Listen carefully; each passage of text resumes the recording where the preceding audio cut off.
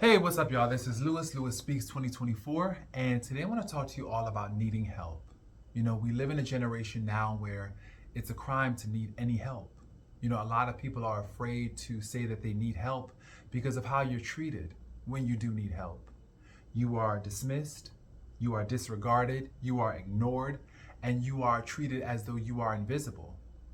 People, they avoid you when you need help. When you call them on the phone and you let them know that you need money or you need support, they oftentimes pretend as though they don't have it when you know damn well that they do.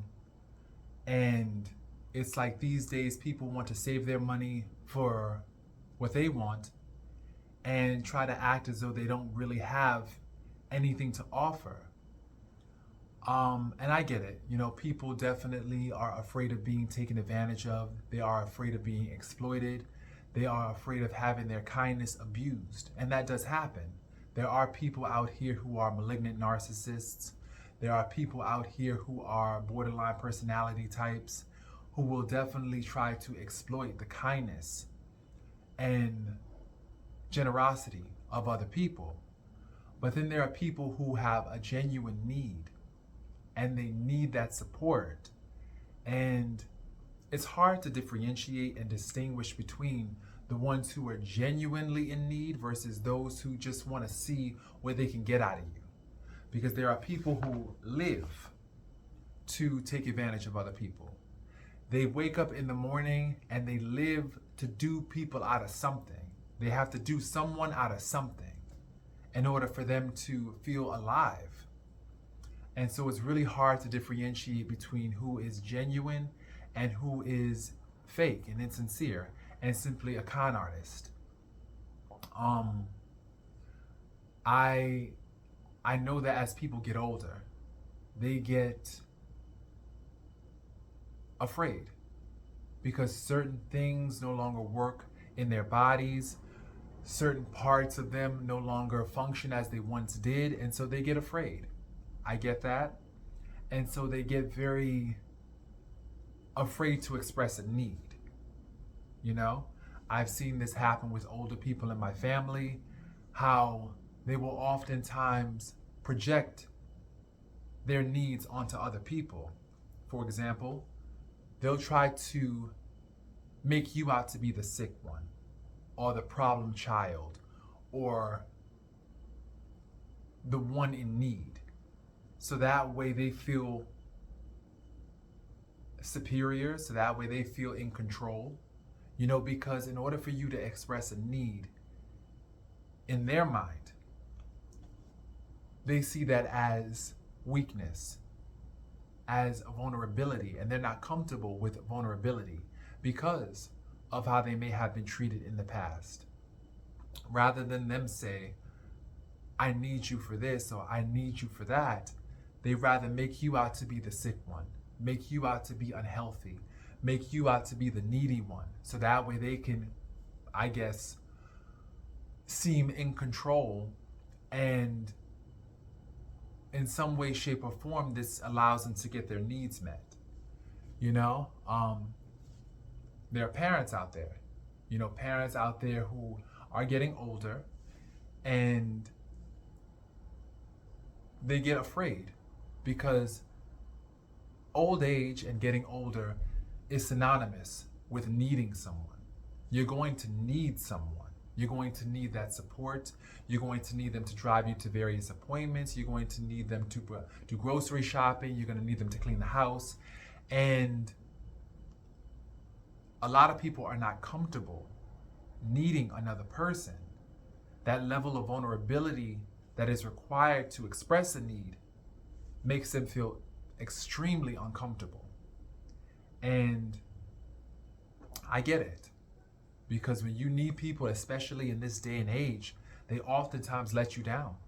They oftentimes do not show up, you know, and do not rise to the occasion, at least not in a way that makes you feel safe, you know, and cared for. I know that in the past I've expressed needs to people and I have gotten ignored.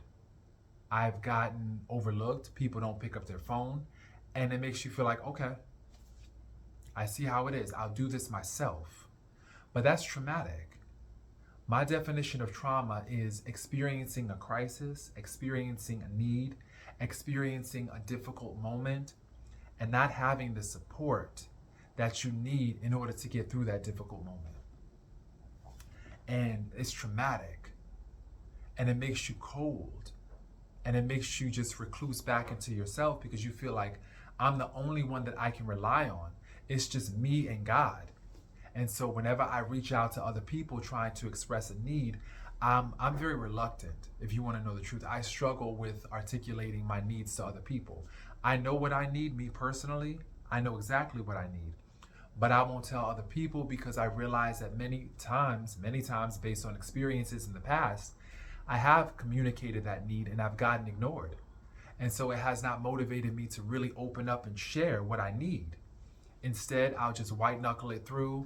I will scrimp, I will save, I will do without, I will rob Paul to pay Peter. I will do whatever I have to do to make sure that I take care of my own needs. But it's a lonely occupation. It really is. It's a lonely occupation when you feel as though you have no one that you can genuinely rely on and call on in a time of crisis. And I get that. I think that's why I'm very and sometimes overly compassionate when it comes to people who have needs. But I'm also very reluctant to assist in certain cases because I realize that sometimes people try to exploit your kindness. They see that you are a person who genuinely cares and they try to take advantage of that. So it's like you also have to learn how to put a cap on that part of you that is an overgiver, that tends to overcompensate in relationships, because a lot of times that's a trauma response too, overcompensating to get the love, the approval, the validation, the acceptance, the care, the concern that you never got in childhood. So you tend to overcompensate. So it's just so many different factors to consider when you are trying to assist other people with needs, and also when you're trying to get your needs met. I personally do not think that there's anything wrong with having a need and expressing that need openly. It's also about showing people that you have taken steps to address your need, but you also need assistance. You show people what you have done, because I think a lot of people are more apt to help people who they see have done the work to help themselves versus those ones who have done nothing to help themselves, but rather expect a handout. We can definitely give you a hand up, but you first have to reach up. You first have to show and demonstrate that you've done something to help yourself. I think then people are more motivated to offer that assistance. But when you sit up here and just expect a handout without doing any work yourself, I think people are less inclined to offer assistance. And so I always start out by asking, what have you done to help yourself? And can you demonstrate proof of that? What proof can you show me that you've done something to help yourself? Because a lot of people will say, I've done this, and they've done nothing. They want you to do all the calling, all the research, all the legwork. And that's unfair. What have you done to help yourself? And I need proof, I am like the Department of Social Services. I realized that I went to DSS, the Department of Social Services, recently, and they had a sign, your lack of preparation does not constitute an emergency on my part, Your lack of preparation does not constitute an emergency on my part. Because a lot of people, they try to make you pay for their lack of preparation, for their lack of investment. And we live in a world now, and I've realized that, where people want you to take responsibility for their poor choices. They want you to pay for their poor choices. I have clients every day telling me that they need something and they feel as though no one is listening. They feel as though no one's helping them get their needs met. And the reality is they've made a series of poor choices. And this is why they're in the predicament that they're in. because of their poor choices. Now they have to live with the consequences of those choices, but yet many of them want other people to suffer the consequences for their poor choices. Many people want other people to compensate for their poor choices. And no, you've made some bad decisions, and now you have to deal with the consequences of those bad decisions. And yes, it is unpleasant, but at the same time, if a person continues to bail you out, you never learn. If anything, all you do is enable someone's bad decision making and their poor choices. You just enable them to continue doing that. And so sometimes I've learned also that you have to make it hurt. You have to let people experience the consequences of their actions. You have to dignify them by letting them hit rock bottom. You have to dignify them by letting them experience the consequences of their poor decisions. And that's just part of life. How do we learn? You know, the scriptures in Hebrews says that Jesus learned from the things that he suffered. We learn from the things that we suffer. And once again, this is a case by case situation. I want to make that very clear. This is case by case because everybody is different. You know, there are people out there who have done nothing wrong. They play by the rules, and yet life just dealt them a bad hand. And so in situations like that, you can empathize, and you can also offer assistance based on the proof that they've demonstrated, that they've shown you that they have done something to help themselves. So there's nothing wrong with expressing a need. We all as human beings will need in our lifetimes. But at the same time, it's also about learning how to distinguish between what's genuine and what is just game and manipulation, you know, and acting accordingly. It's also about not suffering the consequences for somebody else's poor decisions. You have to learn how to let people have their consequences. You have to let them have that consequence. And sometimes it's hurtful, especially if you are a family member and you see a loved one hurting and you want to assist and jump immediately to help mode. Sometimes that could be hurting them. Sometimes help mode can actually be hurtful and hurt mode. So you need to definitely just, once again, just pray for discernment.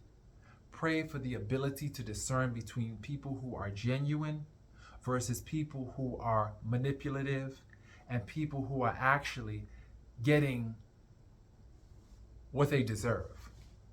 You know? Karma is a beast. It's a beast, but at the same time, it teaches lessons. There's a lot of people that have done some really bad and harmful things in their lives, and they're getting that back. And the thing about it is this, sometimes you don't know who to help because you also don't want to be interfering with somebody's karma. I don't want to be interfering with somebody getting that karmic retribution because they could deserve that. They could be deserved getting exactly what they deserve. They left their children, they abused their kids, they basically just, they stole, they lied, they cheated, you know, and yet and still they want other people to pay for the consequences of their poor behaviors. They want other people to absorb their karmic retribution. No. You may very well be interfering with somebody's karma if you inappropriately step in to help them. So there's just so many different factors when you're trying to provide assistance that you need to consider. But once again, you pray for discernment and you let the Holy Spirit guide you. And the thing about it is this, a lot of people, they think that they're running game on people. They think that they're manipulating other people, but what they're actually doing is attracting their own destruction. They're attracting, if you think that you're getting over on me when I offer my loving kindness and goodness, you're not. If anything, that's storing treasures in heaven. That's one. If anything, I'm attracting goodness towards me and prosperity and greatness and abundance towards myself. So if you think you're running game, no. What you're doing is actually everything you've done to me, you actually did to yourself because the law of attraction is real. You attract what you put out. If you put out manipulation, if you're sitting up there trying to take advantage of somebody's kindness, guess what? That's going to come back to haunt you. That really is. So please, please be genuine. Always be genuine, because at the end of the day,